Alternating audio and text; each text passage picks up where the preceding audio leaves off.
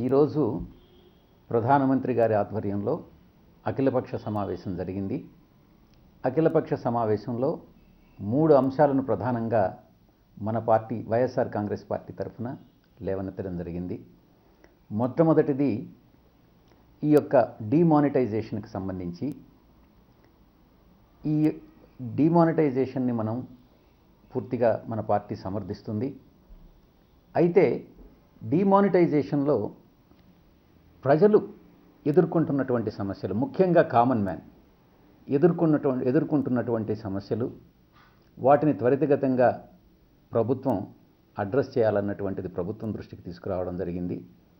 ఇంతేకాకుండా డిమానిటైజేషన్ ఏదైతే ఆబ్జెక్టివ్తో డిమానిటైజేషన్ అన్నటువంటిది తీసుకొస్తున్నారో, కొంతమంది బడా వ్యాపారవేత్తలు దీన్ని దుర్వినియోగం కూడా చేయడం జరుగుతుంది. వివిధ రకాలైనటువంటి పద్ధతులను అవలంబించడం జరుగుతుంది. కొంతమంది రీటైల్ ట్రేడ్లో ఉన్నటువంటి వాళ్ళు వారి యొక్క అన్అకౌంటెడ్ మనీని, క్యాష్ని తీసుకొని సేల్స్ రూపేణా, అమ్మకాల రూపేణా రీటైల్ ట్రేడ్లో ఉన్నటువంటి వాళ్ళు దాన్ని బ్యాంక్ అకౌంట్స్లో జమ చేయడం జరుగుతుంది.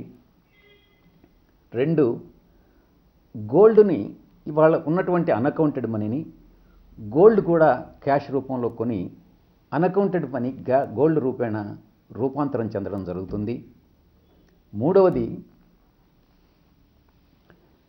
ఆ ఫైనాన్షియల్ ఇయర్లో 1 ఏప్రిల్ నుంచి ఇప్పటి వరకు వ్యాపారంలో ఉన్నటువంటి క్యాష్ విత్డ్రాయల్స్ అన్నింటినీ కూడా వేరే ఏ పర్పస్కైనా వినియోగించుకున్నప్పటికీ కూడా దాన్ని తిరిగి అది ఆ రకంగా ఖర్చు చేయలేదు, ఆ క్యాష్ ఇంకా మా దగ్గరే ఉంది అని తిరిగి ఈ యొక్క అన్అకౌంటెడ్ మనీని బ్యాంకులో జమ చేయడం జరుగుతుంది.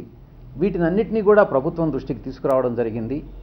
ఆర్థిక మంత్రి గారిని ఏదైతే ఈ యొక్క జరుగుతున్నాయో ఇవన్నీ కూడా వీటినన్నిటినీ కూడా అడ్రస్ ఈ యొక్క ఏ ఆబ్జెక్టివ్ అయితే ఈ డిమానిటైజేషన్ జరుగుతుందో దాన్ని ఆ ఆబ్జెక్టివ్ ఫోర్ఫిట్ అయ్యేటటువంటి అవకాశం ఉంది. కాబట్టి వీటినన్నిటినీ అడ్రస్ చేయమని రిక్వెస్ట్ చేయడం జరిగింది.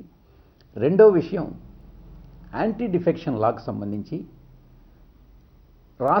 దేశంలో ఉన్నటువంటి అసెంబ్లీల్లో చాలామంది స్పీకర్సు డిస్క్వాలిఫికేషన్ పిటిషన్ ఎవరైతే శాసనసభ్యులు కానీ పార్లమెంటు సభ్యులు కానీ పార్టీ మారారో వారి మీద డిస్క్వాలిఫికేషన్ పిటిషన్ ఫైల్ చేసినప్పుడు నిర్ణయం తీసుకుంటే అది జ్యుడిషియల్ స్క్రూటినీకి వస్తుంది. కాబట్టి నిర్ణయం తీసుకోకుండా కాలయాపన చేయడం జరుగుతుంది.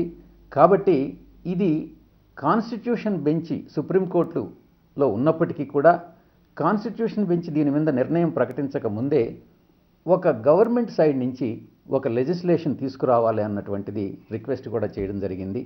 ఇక 3వ అంశానికి వస్తే, ఒక శాసనసభ్యుడు కానీ ఒక పార్లమెంటు సభ్యులు కానీ ఎవరైతే ప్రజల చేత ఎన్నుకోబడతారో వారు లోయర్ కోర్టులో కన్విక్షన్ వచ్చినట్టయితే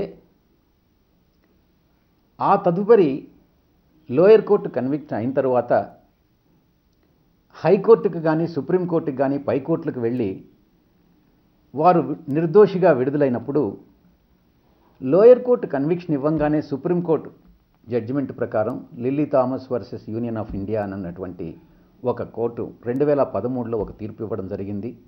ఆ తీర్పు ప్రకారం శాసనసభ్యులు కానీ పార్లమెంటు సభ్యులు కానీ వారు సభ్యత్వాన్ని కోల్పోవడం జరుగుతుంది.